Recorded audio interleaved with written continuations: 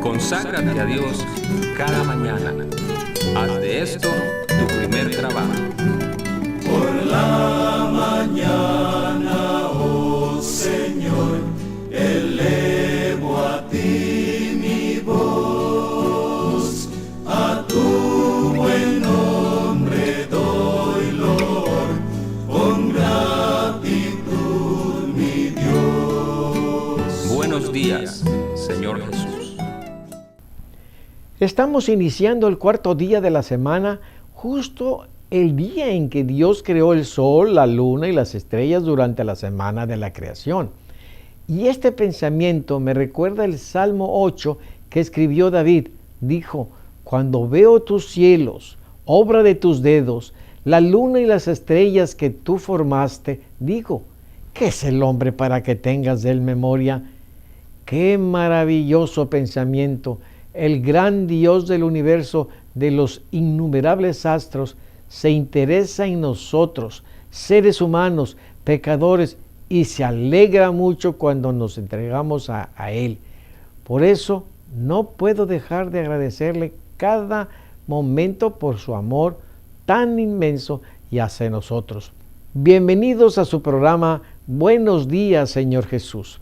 Escuchemos el mensaje de hoy que nos comparte el pastor Daniel Loredo.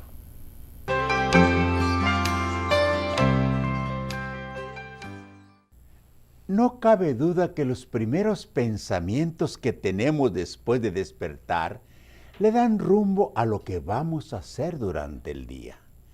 Por eso es bueno detenernos un poco antes de comenzar las actividades para pensar y meditar en la palabra de Dios y pedir la protección de sus ángeles y la dirección de su Espíritu. Hagámoslo en esta oración.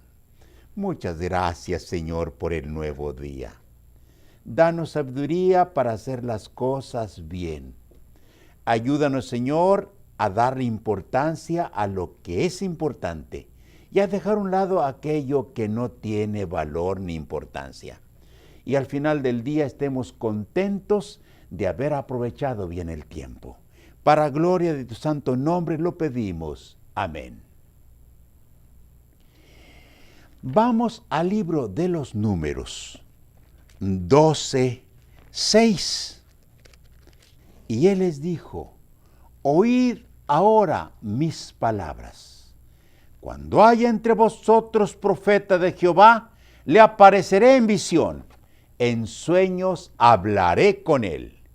Y así ha sido a través de los siglos.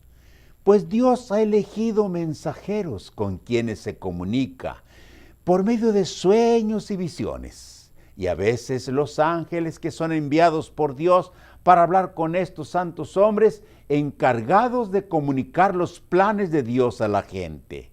Tal fue el caso del profeta Daniel, quien recibió la visita de Gabriel, el mismo ángel que le anunció a la Virgen María que ella sería la elegida por Dios para ser madre de Jesús. Leamos Daniel 9, 21 y 22. Aún estaba hablando en oración, cuando el varón Gabriel, a quien había visto en la visión al principio, volando con presteza, vino a mí como a la hora del sacrificio de la tarde, y me hizo entender, y habló conmigo diciendo: Daniel, ahora he salido para darte sabiduría y entendimiento. Y le dio una explicación detallada de los 2300 días, una cadena de profecías que llega hasta el tiempo del fin en que estamos viviendo. En algunos pueblos de México tienen la tradición de la antorcha guadalupana. Los deportistas del pueblo prenden una antorcha en una ceremonia en la capilla del lugar y comienza la carrera de la antorcha, en donde cada deportista corre un tramo con ella, hasta que llegan a la gran basílica de la capital, en donde la ponen al pie del altar de la Virgen Morena. Así también es el ministerio profético. En cada tramo del camino ha habido alguien que lleva la antorcha, es decir, la palabra profética. Por eso San Pedro dice en su segunda carta 1:19, tenemos también la palabra profética más segura, a la cual hacéis bien en estar atentos, como una antorcha que alumbra en lugar oscuro. Pero alguien me decía, los únicos profetas verdaderos son los que escribieron en la Biblia, y todos los demás son falsos. Sin embargo, la Biblia menciona a muchos profetas reconocidos que ejercieron su ministerio profético para su tiempo, pero no dejaron nada escrito. Por mencionar unos pocos, diré que las profetisas Hulda y Débora, los profetas Natán, Micaías y Eliseo, este último fue el profeta sucesor de Elías y el que más milagros realizó. Pero tanto él como Elías no escribieron nada en la Biblia. Los estudiosos de la Biblia han dividido a los profetas en dos grandes grupos: los profetas mayores y los menores. No porque sean más importantes unos que otros, sino por el tamaño de sus escritos.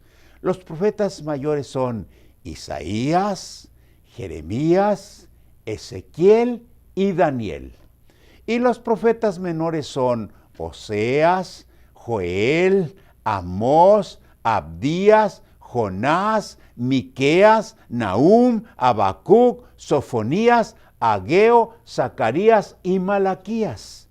Es así como 4 profetas mayores y 12 menores suman 16 profetas que contribuyeron en la escritura de la Biblia.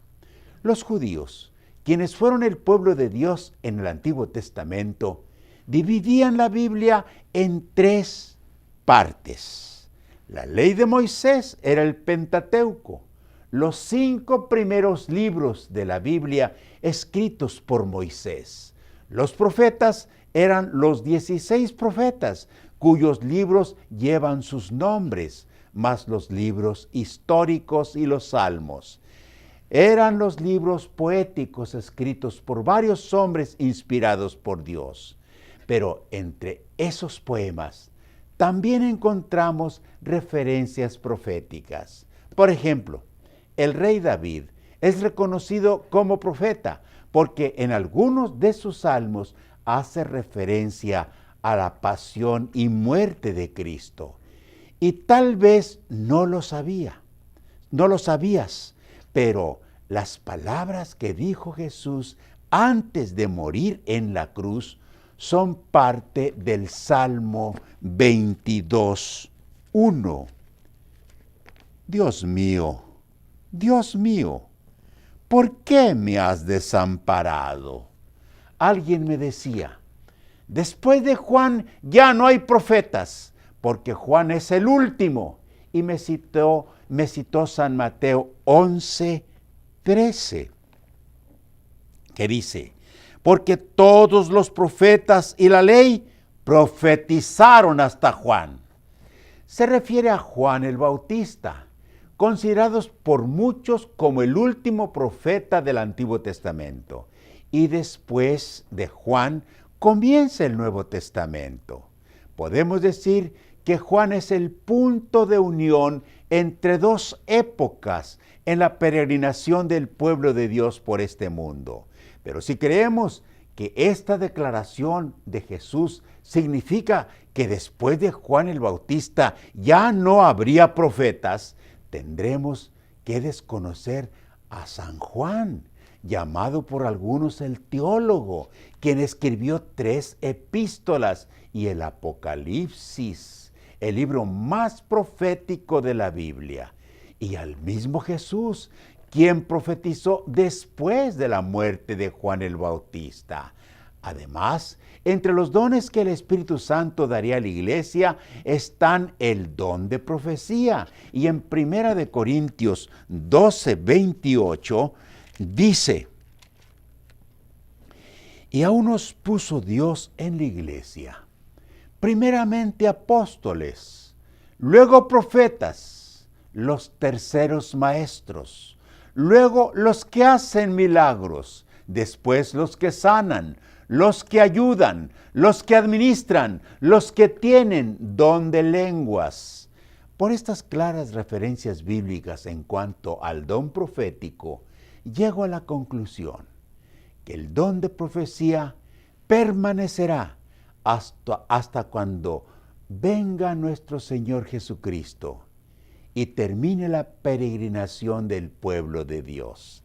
Es más, una de las características que distinguen al pueblo de Dios en medio de la confusión religiosa de los últimos días es que guardan los mandamientos de Dios y el testimonio o la fe de Jesús. Y por eso el dragón, es decir, el diablo, les hace la guerra como a ningún otro grupo religioso. Leamos Apocalipsis 12:17.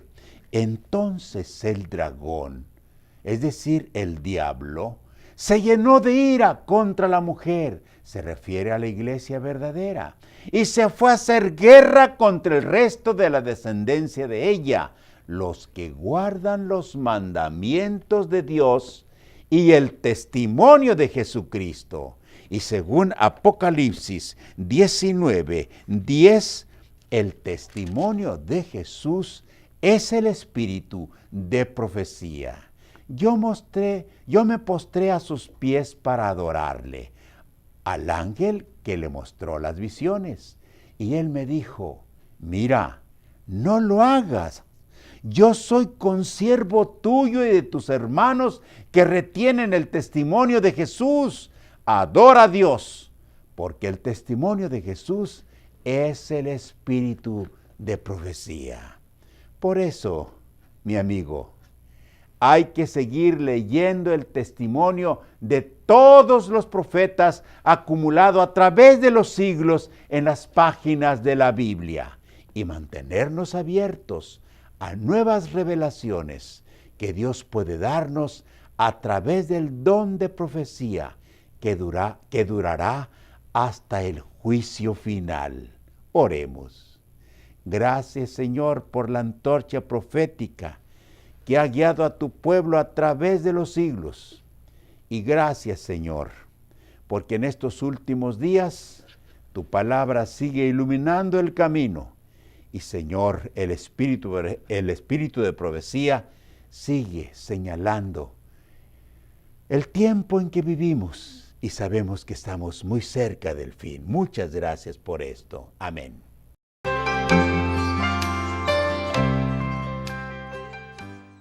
Muy buenos días, amigos. Bienvenidos a su segmento Momentos de Reflexión.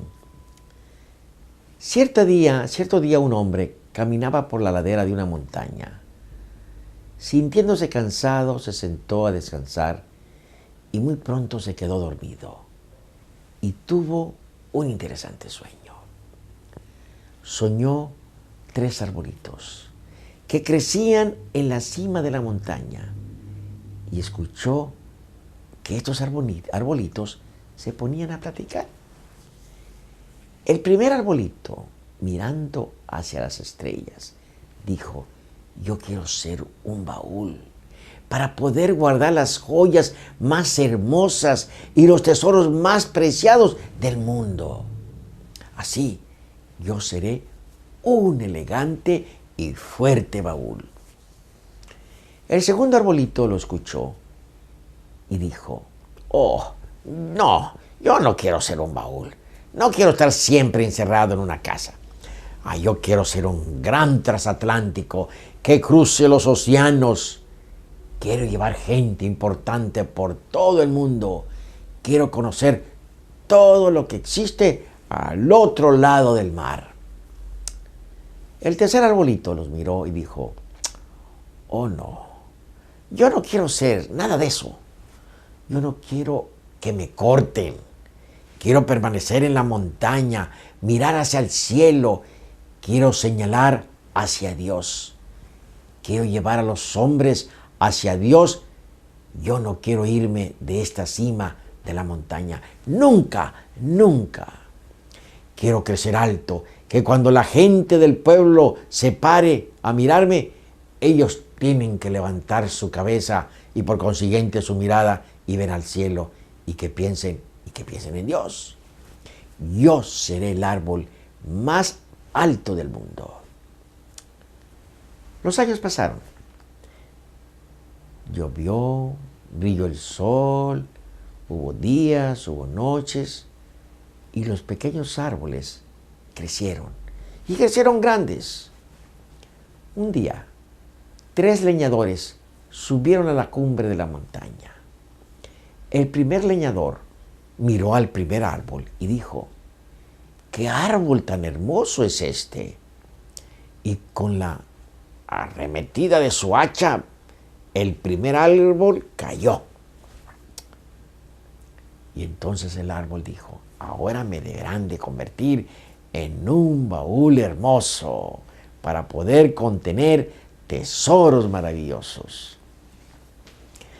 El segundo leñador miró al segundo árbol y dijo: este árbol es muy fuerte, es perfecto para mí.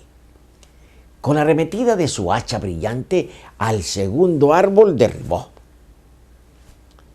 Y entonces el árbol dice: ahora voy a poder navegar aguas temibles porque van a ser un transatlántico. Así que yo no quiero ser un árbol, no quiero ser un barco simple y menos una lancha, porque yo quiero llevar a reyes temidos y a grandes hombres ricos y poderosos. El tercer árbol, sintió su corazón sufrir cuando el último leñador lo miró. El árbol se paró derecho y alto y apuntando ferozmente al cielo, pero el leñador ni siquiera lo miró y dijo: cualquier árbol es bueno para mí, y agarra su hacha y lo tumba. Y este árbol cayó. El primer árbol se emocionó cuando el leñador lo llevó a una carpintería, pero el carpintero lo convirtió en una caja de alimento para animales de una granja.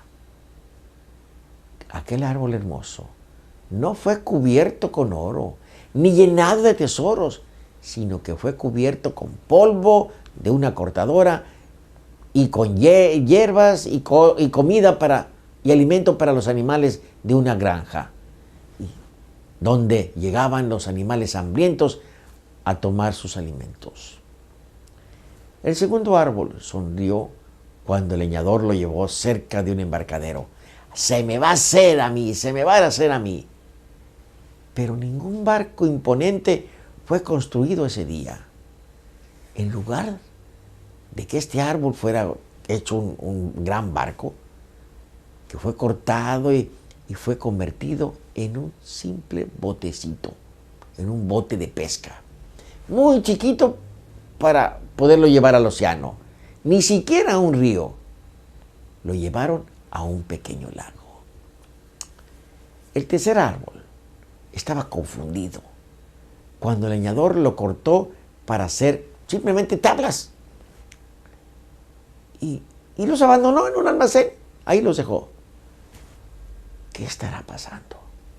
Fue lo que preguntó este tercer árbol.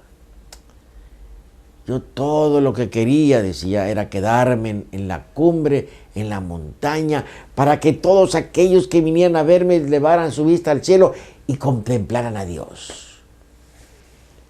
Muchos días y muchas noches pasaron. A los 3 árboles ya casi se les había olvidado sus sueños. Pero una noche, una luz de una estrella dorada, alumbró al primer árbol, cuando una joven puso a su hijo recién nacido en la caja de alimento.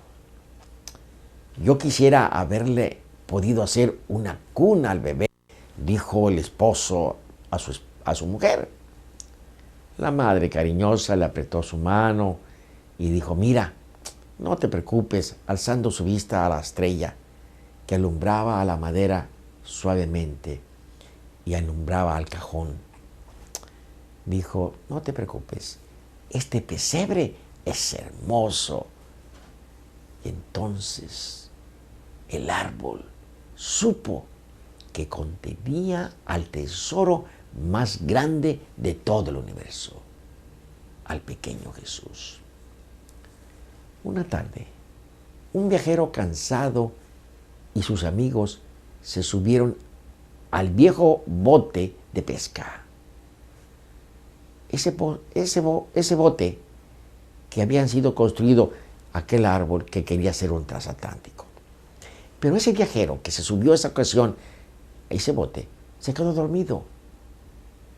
Entonces el segundo árbol iba navegando tranquilamente, convertido en bote, en el lago. De repente, una impresionante y aterradora tormenta llegó al lago. El pequeño árbol se llenó de temor. Él sabía que no tenía la fuerza para llevar a todos esos pasajeros a su destino, poderlos llevar a la orilla a salvo con ese viento tan fuerte y con esa lluvia. El hombre que estaba dormido, el que estaba cansado, se levantó. Él se paró, se puso de pie y alzando su mano dijo, calma. La tormenta se detuvo. Tan pronto él pronunció la palabra. Y entonces este segundo árbol supo que llevaba en sus asientos, estaba navegando el Rey del cielo y de la tierra y el Rey de los mares. Un viernes por la mañana, el tercer árbol se extrañó cuando sus tablas fueron tomadas de aquel almacén de madera. Allá estaba olvidado. Se asustó al ser llevado a través de una impresionante multitud de personas que venían corriendo y enojadas. Se llenó de temor cuando unos soldados clavaron las manos de un hombre en esa madera. Sintió muy feo. Qué áspero, qué cruel eran estas gentes. Pero el domingo por la mañana, cuando el sol brilló y la tierra tembló con júbilo debajo de esa madera, el tercer árbol supo el amor de Dios lo había cambiado todo. Él se había convertido en la cruz donde nuestro Señor Jesús murió para la salvación nuestra. Eso hizo que el árbol se sintiera fuerte y cada vez que la gente pasaba por ahí, ellos estarían pensando en Dios. Claro, eso era mucho mejor que ser el árbol más alto del mundo y que tuvieran que verlo a Él, porque ahora miraban a esa cruz donde nuestro Señor Jesús murió. Sí, amigos, Dios tiene mejores planes para cada uno de nosotros. Si nuestros planes han fracasado, debemos levantar nuestra vista y elevar una oración. ¿A quién? Al dador de la vida, y solicitar su dirección para nuestros planes. Amigos, que esta reflexión nos pueda ayudar para siempre ser positivos, ir para adelante, porque Dios tiene mejores planes para nosotros. Que Dios les bendiga y nos veremos la próxima semana. Gracias por acompañarnos hoy. La mayoría de las iglesias tienen culto de oración esta noche. No olvide llevar sus peticiones y agradecimientos a Dios. Él se agrada cuando somos agradecidos.